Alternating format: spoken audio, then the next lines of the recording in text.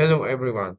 Today we present the topic, the value of machine learning in diagnosis and the prevalence estimation of apical periodontitis. My name is Việt. Now I am the PhD candidate in Harvard Medical University. My scientific supervisor is Professor Ngọc and Associate Professor Thăng. Today we present four parts. The first part is introduction and background. The second part is research method. The third part is result and discussions, and the final part is conclusion and recommendations. About the apical periodontitis is an inflammatory condition affecting the periapical tissues around the root. It can causing the bone loss around the root and maybe we make the tooth loss of places. The causes of this disease is mostly by the bacterial infections come from the decay or maybe a mechanical trauma. This is a very popular disease. According to the global prevalence, we have about 42 to 56 uh, individual has this disease, and on teeth we have about 4 to 6% teeth has this disease. But unfortunately, now we don't have any studies about the prevalence in Vietnam. And the diagnosis method, we mostly use the radiograph, especially the periapical radiograph and the panoramic radiograph. Besides that, we have the complexity, but we don't use it a lot because of the doses. And we have another diagnosis method such as MRI, ultrasound, and histopathology is the gold standard. However, we don't use this a lot because normally we need to do the surgery to take out the pathology to find what it is, but it's not usable in the real world. So mostly we're using the radiograph. And we have a classification of the severity of the periapical index, which is invented by Ustavic et al. In the 80s. And we have five classifications. The pi 1 and pi 2 is normally considered the normal periapical tissues lesions. And the pi 3, pi 4, and pi 5 is considered the disease and abnormal apical, periapical lesions. Uh, and nowadays, we have been using the artificial intelligence, especially the deep learning, to have to help us to make the outcome more predictable and reduce the clinical errors of the doctor. And we have several kinds of the deep learning methods, such as we are here we have the one state and two state. And at this moment when I'm doing this study, the faster ICN and v4 is the state-of-the-art method for the deep learning. And this is the model of the faster ICN and v4. Basically, faster ICN is two-stage methods in that we will adjust the region of interest, and after that, they will classify the lessons according to the classifications. And the Euro V4 has a one-stage method that they will adjust the region of interest, and it will classify the lessons simultaneously. Uh, and we have been used and in study they have been using the deep learning for the periapical diagnosis. We can show that they have been doing the study on the panoramic radiographs and the complexity also on the periapical radiographs, and they achieve a quite good result. However, the result is variable. It can range from 51% to 96% or 92%. And there's a very important thing that It doesn't include the severity of the bite. There's only one study they're doing with the pie classified cases. This the Modi on 2021, but they only do it on the periapical radiograph. And to make a deep learning model can work well, we need the data sets. The data set can be split to the training data and validation data and the testing data. However, to make a good deep learning model, we need a very large and very good quality of the radiograph. So, according to the literature review, we have saw that there are some research gap about the applications of artificial intelligence in apical periodontitis diagnosis. The first one is we're lacking of standardized data sets on periapical radiograph and panoramic radiographs of apical periodontitis classified by the severity level. The second graph that we need to evaluate the performance of the deep learning models, not only how they diagnose it, but also how they classify the apical lasers. And is there is any different in different location on the jaw, such as the upper jaw and the lower jaw. And the third graph is we are looking the study to determine the prevalence of apical periodontitis in Vietnam and its correlations with the quality of endodontic treatment. So by that, we we carry out the research title, the value of mercilioning in the diagnosis and prevalent estimation of apical periodontitis. With the first target, develop a simple data set for machine learning models to assist in diagnosis apical periodontitis. The second object is to evaluate the sensitivity and specificity of the machine learning model. The third object is to apply the machine learning model to determine the prevalence of apical periodontitis in patients in school dentistry. And during the research, we have published two papers, and I have two presentations in the dentistry meeting. The second part of this presentation is the research methods. The subject for the research is the digital panoramic and periapical radiographs from Hanoi Medical University and study period from January 2021 to December 2025. And the data collection from the image software from the patient records from the period from 2016 to 2022. We have some criteria for the imaging, such as for the periapical rate, we require 1:1 image scale and proper contrast, no motion blur. It needs to have a full view of apex, adjacent teeth, and canals. For the panoramic X-ray, it needs to include both condyles, orbital margins, and chin. Avoid image distortion and metal artifacts. The exclusion criteria is for quality image, such as like this, and the cystic lesion do not relate to the apical pathology. The sample size for the object 1 and 2, where we need at least 2,000 periapical radiographs and 2,000 panoramic radiographs with side of apical periodontitis or apical lesions.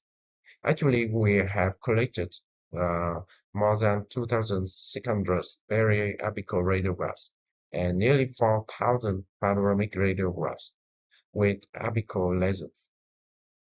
For the target, for the object 3, We base on the study by Tsunesis on Japan is with a detection rate about 70%. Using this formula, we have calculated that we need at least 900 patients. Actually, we have collected 1,242 patients. This is the workflow for the target, for the object one. So for the first object, the patient will have the radiograph, and after that, it will send to the software, and we will delete the patient data. Just have the patient image, and after that, we will send to 3 independent doctors that have been validated, and they must have the experience more than 5 years. And after that, they will label the apical lasers on the software which is the label image.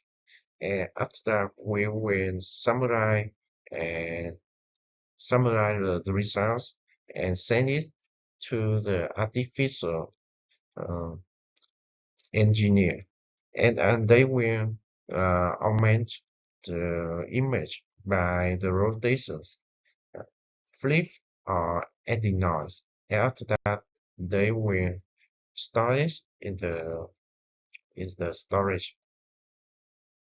This workflow for the target 2 from the data that we have been collected from the target 1, uh, the artificial intelligence engineer will make a deep learning model, and they will testing and send the result to the doctor. The doctor will evaluate the result and send feedback to them to so they can change and modify and the variables on the deep learning model to make a good and promised model. And after that, we will calculate, we will evaluate the result. And how about the data sets? The data sets we split to 3 data: for the training datasets, and validation datasets, and testing datasets. For the periapical radiograph, we will have about we divide it by 80, 10, 10. But for the panoramic radiograph, we need more image for the training dataset because the periapical lessons on the panoramic radiograph will be quite difficult to identify. So we're using 55% of the data for the training datasets, and 10% for the validation datasets, and 5% for the testing datasets. And this is the workflow for the target 3. Uh, the patient have been taken the panoramic radiograph on 2022 on school dentistry. They will have the panoramic radiograph, and after that, the panoramic radiograph will be sent to the doctor and to the deep learning model that we have been make in the target 2. And doctor and the model will evaluate it separately. And after that, they will combine the result from the doctor and the deep learning model by another doctor. So they will see, uh, basically, we will using the artificial intelligence to aid the doctor to diagnose the periapical lesions.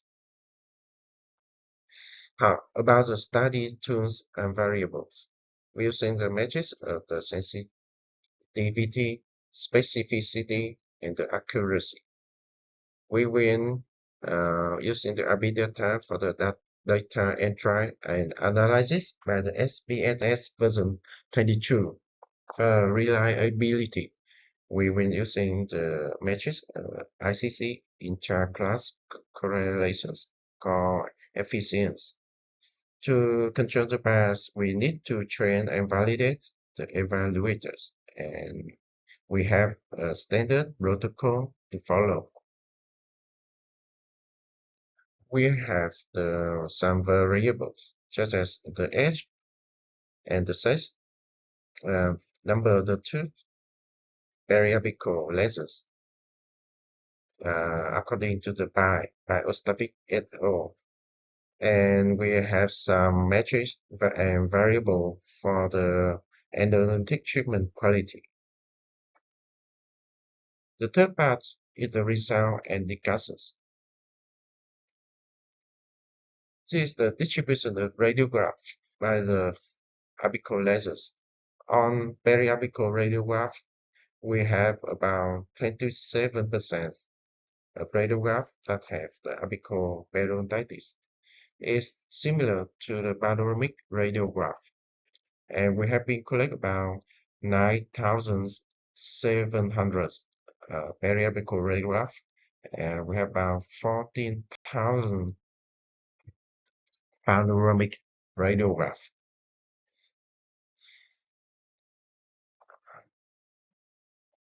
After the data augmentation, the the data will be stored in a zip file. Thus, we have the picture. We will have the radiograph on the folder, and the data and the radiograph was augmentations, and the label file, which being stored in XML file.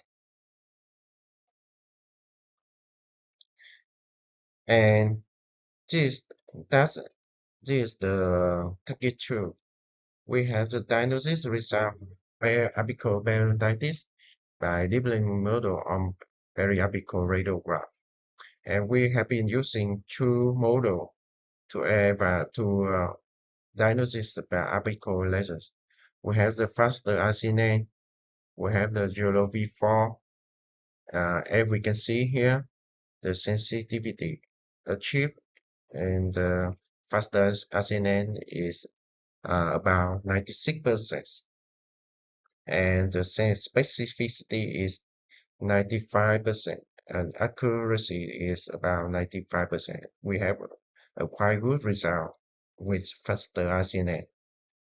In the Jolo V4 model, we have achieved about 79% and specificity about 90%, and we have the accuracy about 87%.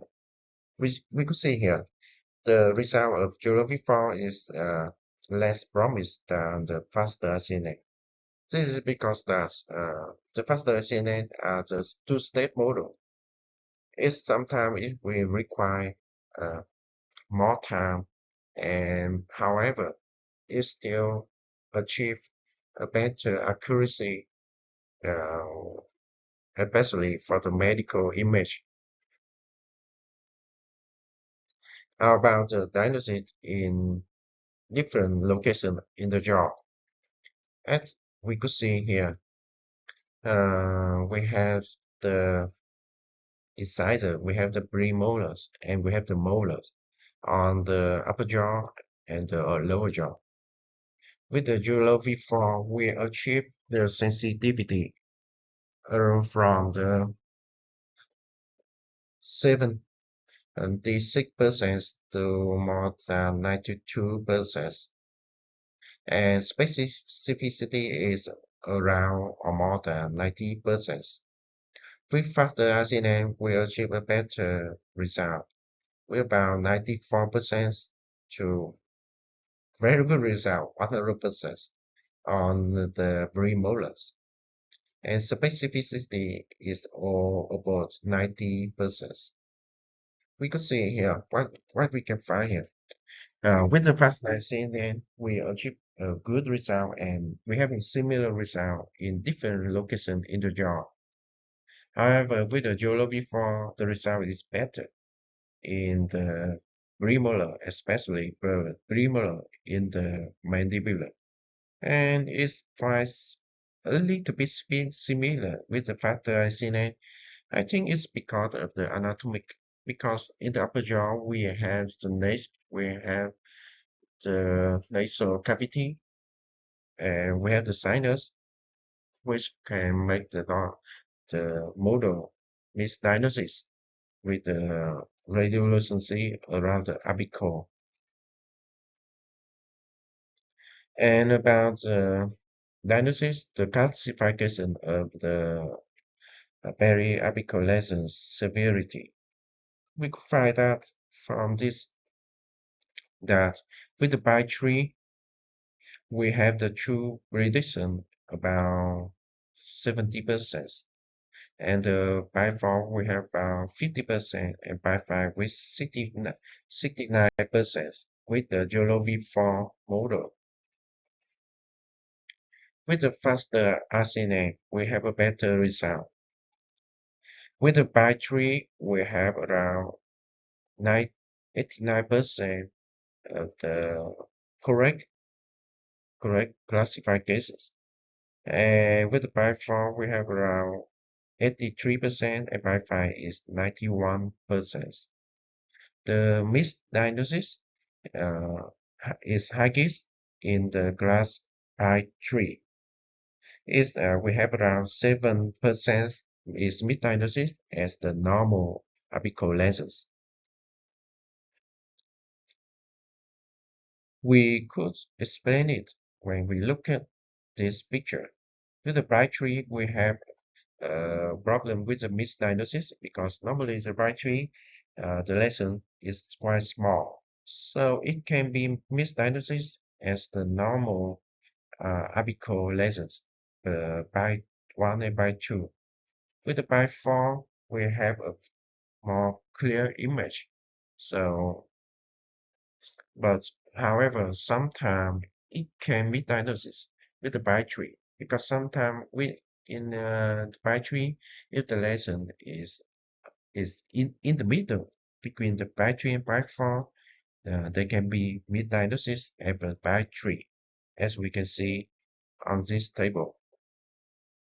And with the by 5, we have a very good result because the by 5 is very large lesion. So it is very difficult for the model to misdiagnose. And the result of this study is better than the result of the study from the module et al. In 2022. That they only achieved the true prediction of by 3 and by 4 as 60 and 71%.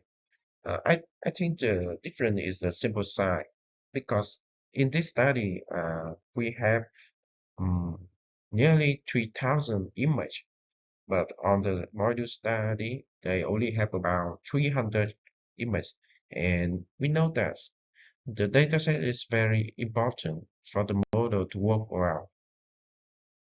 So on this study we have found that the first design were better than the Euro V4. So by that reason, we using the faster SNN to making a model for the variable lesions diagnosis on the panoramic radiograph.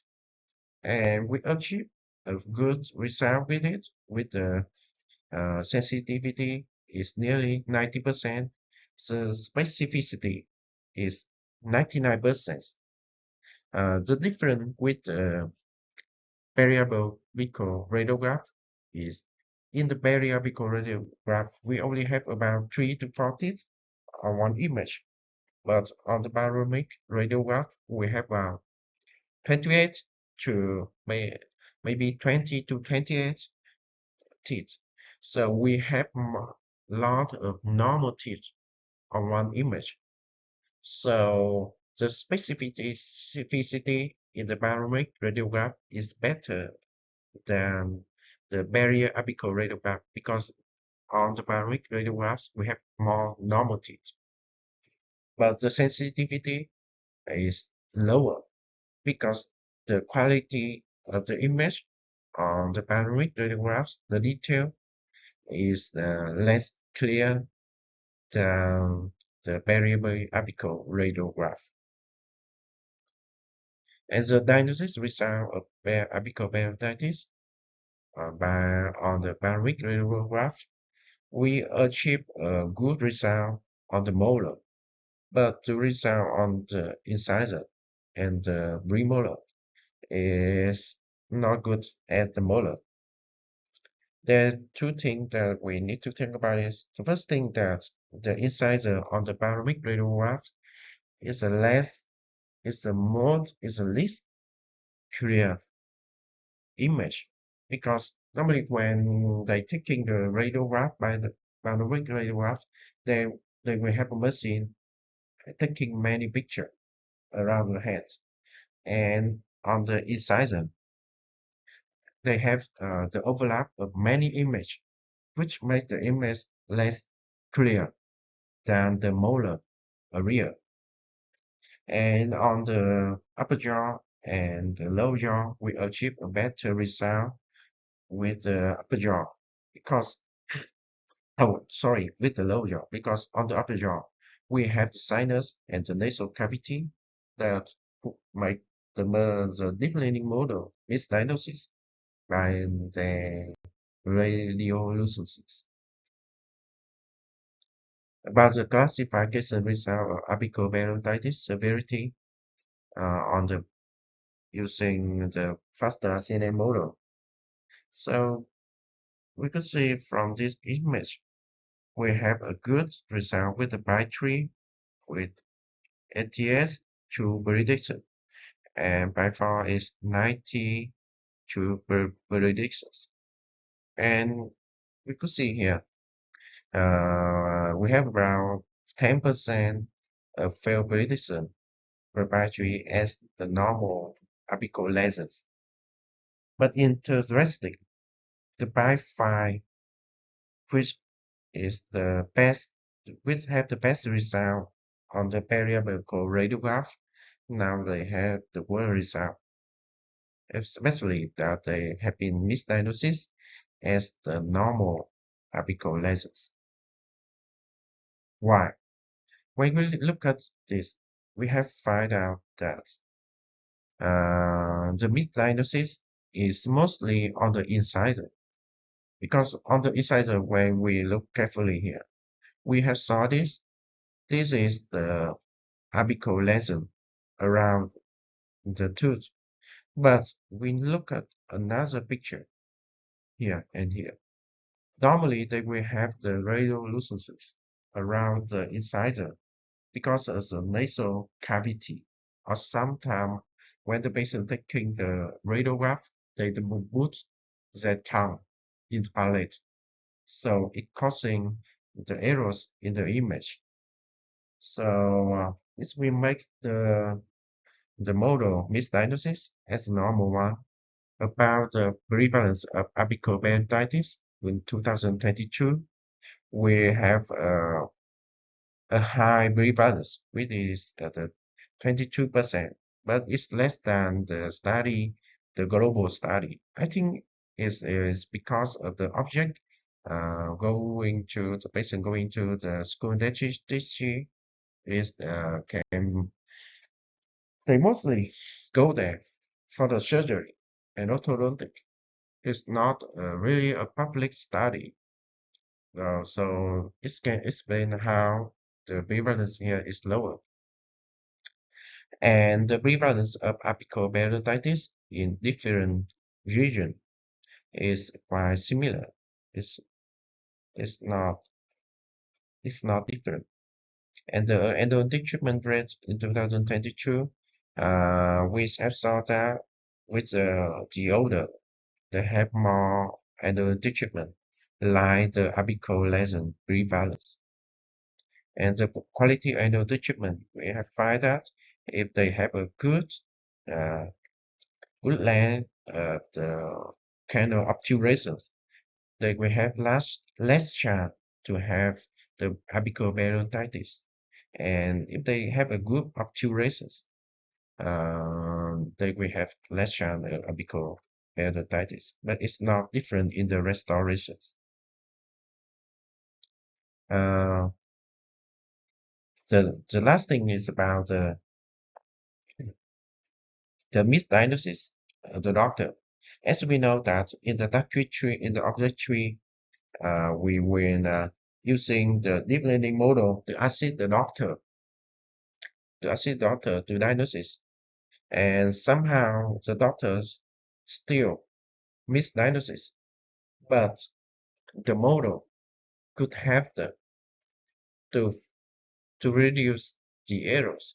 We have around 5 to 7% of the misdiagnosis of the apical of the apical lasers. We have found out the deep learning model cannot work well like the doctor, but they can assist the doctor to reduce the human errors. And finally, on the conclusion, this study we have some contribution. The first thing that we have created a high-value clinical dataset for academic and clinical use. And the deep learning model performed well on the periapical and panoramic graphs to the diagnosis accuracy in the anterior and maxillary sinus remain limited. And the prevalence of apical periodontitis in this study is 22%, and with an increased strength by age. The limitation is we not yet test in various image systems, and we lack of integrate clinical data. The future direction that we need to develop the multitask learning models to detect and classify and assess the treatment quality.